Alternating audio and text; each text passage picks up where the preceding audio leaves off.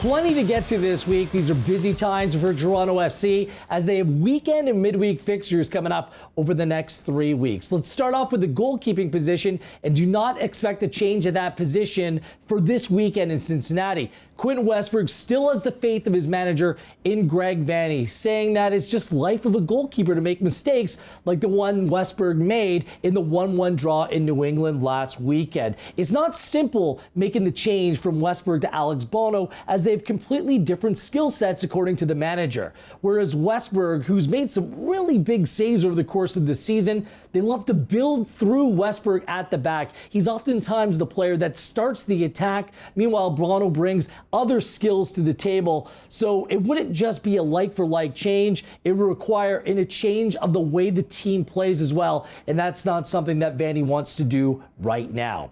Vanney, however, will have to make some changes across the back line.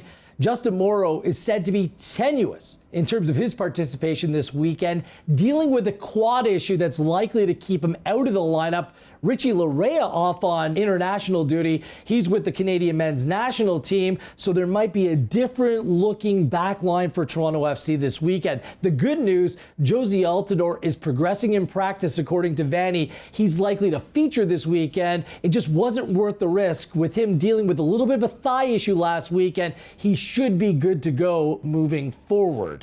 Altidore's availability is a boost for this team as Greg Vanney looks for consistency in terms of formation and his team over the course of the last 6 games of the season.